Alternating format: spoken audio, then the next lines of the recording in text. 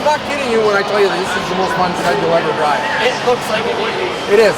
Even I had a 500cc fanner in this, and it just in like 4 feet of powder because it weighs nothing. I made this at 4 pounds. You know. That's not the reason we're here today, fellas. You guys are part of the Freestyle show. Sam Rogers, he's not here right now, but this is Fred Rasmussen. And what's your last name, Charles? Bush? Charles Bush. You guys are gonna have to speak loud, okay?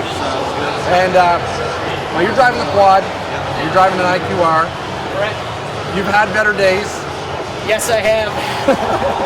You broke your IQR, but look at things break. You're hard on them, right? Sometimes you're hard on your body, right? This is serious stuff. Like, I mean, for everybody watching, it looks like a game or something, but it's not. You know, you can hurt yourself.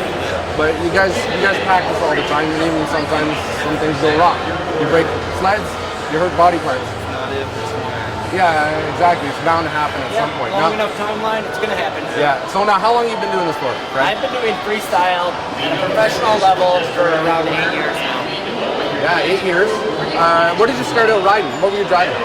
When I started, it was back in the Rev days, and I was riding a Ski-Doo Rev, the 440 race chassis with an 800 PowerTech motor in it. And that was an awesome sled. Yeah. But actually, that 800 was a lot of power for ramps. A little bit, yeah. That's pretty hard, right? Yeah. Now, how long have you been doing this? Professionally on a dirt bike for like probably 3 years, and then on the quad, I basically the whole quad career, I guess. I got a quad, and like 2 months later, I just jumped in and doing shows right away. Oh yeah. And yeah.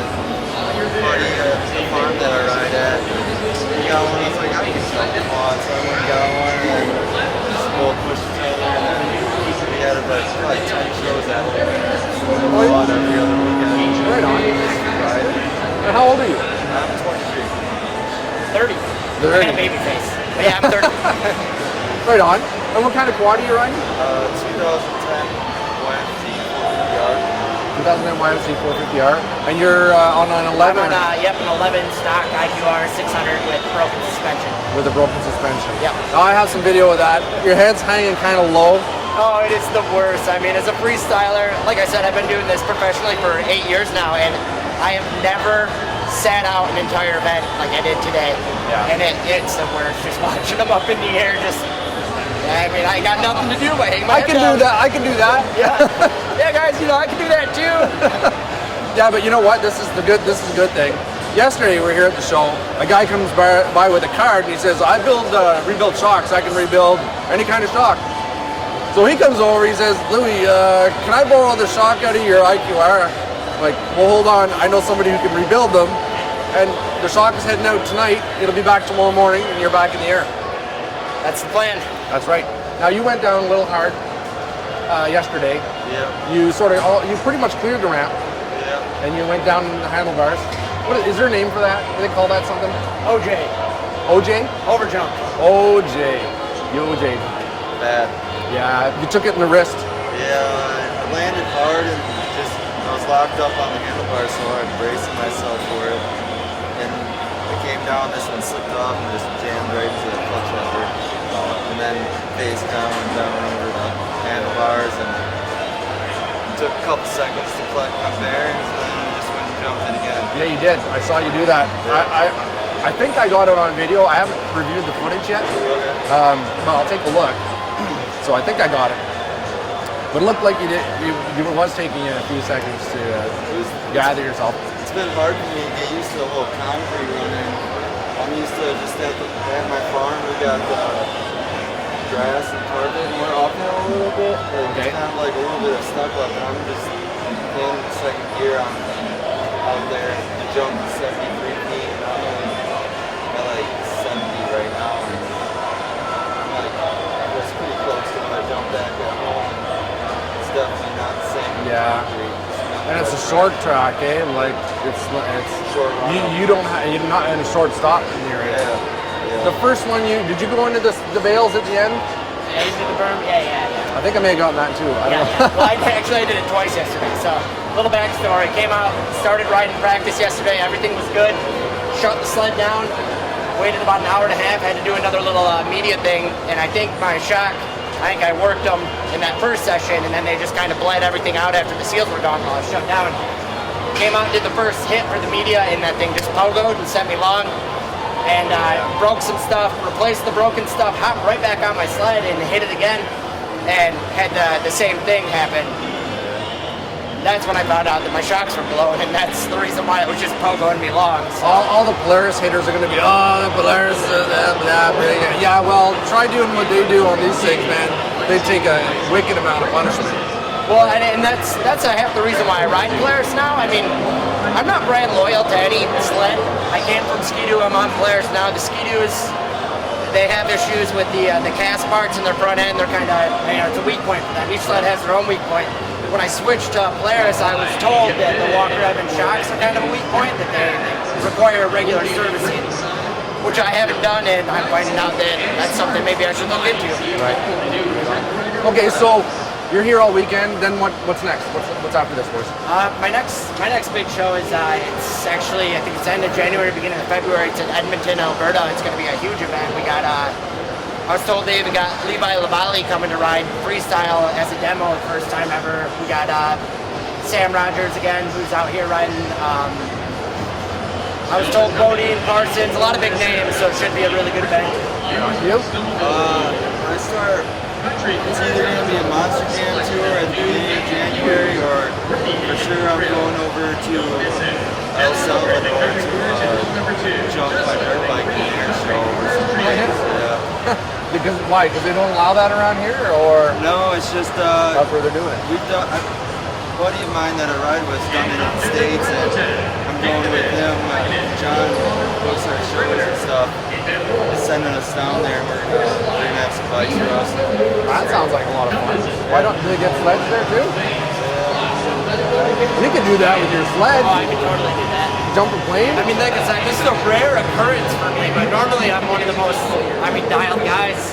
Yeah. Usually, I've been to shows where I've seen, like, what's happening to me happen to other people. I mean, worst show I've ever been to, there was 5 riders. At the end of the show, there was only me and one other guy still riding. So, but yeah. Figure for that. Yeah. And your sled, I've noticed, has its own, there's no cooling trough out there. You just have a radiator on the back of it. Yep.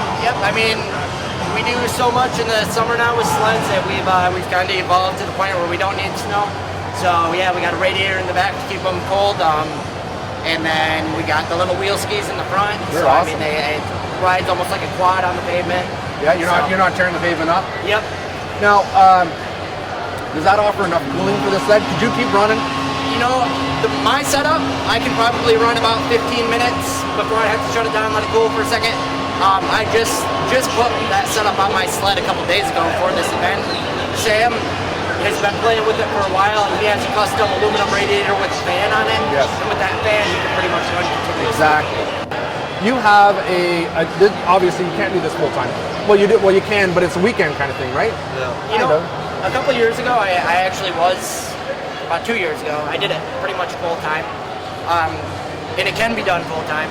But the main issue is you start pushing too hard, you start doing too many shows, you're doing all these different setups. I mean, like we said earlier, long enough timeline, something's gonna go bad. So I kind of backed out of it, just to the point where I can be more picky about the shows that I do, make sure they're safer events, better events. You get some events where you get poor promoters, they give you a bad setup and they want to push you to ride on that bad setup.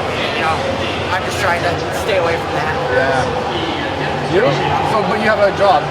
I do. I have a full-time job. Yeah. What's your job? I am a superintendent for a retail contracting company, so I mainly build all the big chain stores. What do you do? I just work at a warehouse, and my boss is he kind of helped me out with getting started. He co-signed for me for my first dirt bike. Oh, nice. He just, whenever I got a show, he lets me go, and then I juggle that, work and school and this. Very cool. Yeah. It's been working out good because my boss. If it wasn't for my boss, I wouldn't be able to do this. And what's his name? Ed Walters. Ed Walters. Yeah. Okay, well, you got to show him this video. Now, what do you think of Toronto and the Canadians? Windy. Canadians are awesome, but it's windy. Canadians, we're always looking for some kind of approval. What do you think of us? You guys are That'd be awesome. nice. I have to say, yeah. I mean, coming to this event, like I said, I've had a lot of mechanical issues here, and everyone's been a great help. I mean, it's a great group of people out here at the show, and I mean, the parts that I put on my sled have been, given to me, and now I got a guy rebuilding my shocks. And I mean, I tried to talk price, and it sounded like he didn't even want anything. Yeah. And, I mean, I'm willing to do whatever I need to get running. So Sure. Freestyle is awesome. Yeah. Well, if for some reason he doesn't have the right part or whatever, just come and grab that. Oh yeah. And that's the attitude we've been getting a lot of here. Yeah, a lot of people we'll make it just work. want to help Absolutely. everyone out. And, Well, really, honestly, what's the difference, right? If you're driving down the trail and somebody's on the side of the trail, you don't drive by them. You stop and Yeah. help them out. That's snowmobilers the as way a it should whole, be. I mean, it's usually good sport, good attitude. well, you guys have a really good attitude. Yeah, my alternator went out on my truck, and I gave this. He was like, I can go get you a new alternator. It's like $120. I was like, all right. Didn't even think about it. Just gave him $120, and it's like I could have just lost $120. Hopefully, I see that alternator. And about an hour and a half later, he shows up with an alternator. Help me. Pretty much, put it in for you too. Basically, put it in for me. Nice. Oh, there you go. Appreciate it, man. Yeah, that's good. Well, thanks a lot for coming, guys. Yeah, no problem. Much Thanks. appreciated. Be safe out there. Yeah. Okay. And we'll shoot more video. We got a GoPro on yours? Yep. Because we had GoPro. You got one shot of me yesterday, yeah. Yes. And then it blew off your ski? Is that the one? No, I had the chesty and I only made one jump before my sled was throwing parts. All right. everywhere. Okay, well, look, this is very important because we're going to mount some cameras to your sled tomorrow, so you got to be responsible, all right? Yeah. You got to finish your day. Yep. But that's good. Thanks very much, and hopefully we'll see you back.